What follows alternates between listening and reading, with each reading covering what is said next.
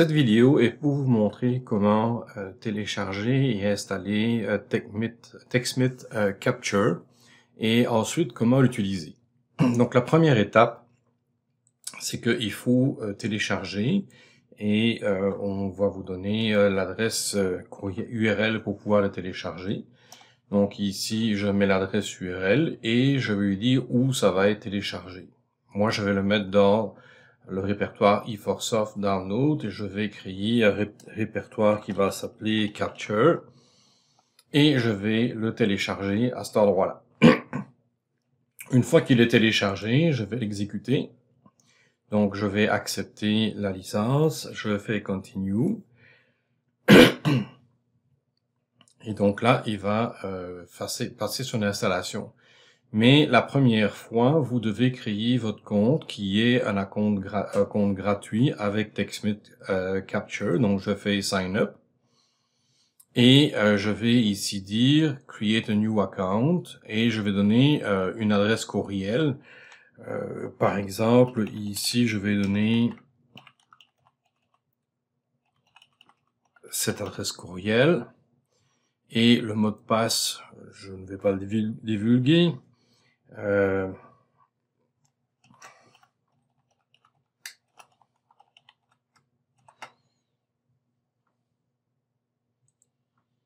Je crée donc un compte. Il me crée le compte, puis ici, il me dit qu'il y a une erreur. Il le fait chaque fois, donc je ne l'envoie pas. Et je vais maintenant faire plutôt, donc je vais créer l'application, donc je fais une recherche, je fais Capture, je vais trouver TechSmith Capture. Je vais maintenant faire un sign-in puisque mon compte existe.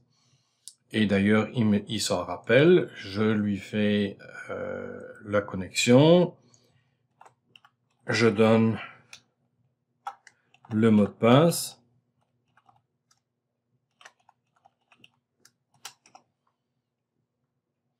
Et maintenant, là, il est rentré dedans. Il a reconnu ma configuration. Donc, je vais supprimer cette partie-là. J'ai mon capture qui est là. Donc, maintenant, c'est installé. Pour l'avoir facilement, je vais cliquer à droite. Et je vais faire Pin to Taskbar pour que ça reste, pour que le capture reste toujours dans le taskbar. Donc, la première étape d'installation de Capture est donc maintenant terminée. La suite de la vidéo va vous montrer comment vous en servir. Voyons maintenant comment utiliser TechSmith Capture. Donc, comme vous le voyez, vous pouvez faire Capture au Shift F11 pour l'appeler. Donc, j'ai appelé l'écran du POS. Donc, maintenant, je vais cliquer sur Capture et je vais lui dire qu'est-ce que je veux capturer. Donc, je veux capturer cet écran-là et je peux dire si je veux une photo ou si je veux une vidéo. Donc, ici, je vais dire je veux une photo. Il me montre la photo, puis maintenant, je pourrais, par exemple, entourer ceci. La couleur, c'est moi qui la décide au départ. Puis ensuite, je pourrais faire un call-out. Donc, ici, je pourrais dire ceci doit être modifié. Et je peux ensuite prendre la flèche et je peux amener la flèche pour faire comprendre que c'est ça. Donc, je peux faire pas mal de choses. Je peux l'uploader sur Screencast puisque nous avons créé un compte, mais vous pouvez très bien faire un save. Et à ce moment-là, moi, je vous recommande d'avoir sur le PC un répertoire, par exemple, d'un document, mais que vous pourriez appeler Capture. Et là, vous pourriez donner un nom à l'image qui sera en PNG. Donc ici, vous avez la date et l'heure, ce qui est toujours intéressant de savoir. Puis, vous pourriez dire test de capture d'image. Vous faites une sauvegarde et ça a été sauvegardé. Et est-ce que vous voulez continuer à l'éditer ou fermer ce que vous avez fait jusqu'à maintenant? Je vais donc faire le fermer. Si je m'en vais dans mon répertoire maintenant document, j'ai mon capture et je peux double-cliquer sur l'image et voici l'image que vous pourrez envoyer à tout moment via un ticket ou via courriel, idéalement via un ticket. Donc, très facile à faire pour envoyer. Vous pouvez même encore, ici, on est dans Paint, vous pourriez encore faire les modifications, mais c'est pas obligatoire d'être dans Paint. Vous pouvez très bien l'ouvrir avec, admettons, il n'y a pas ici, mais il y a souvent des logiciels d'affichage d'images.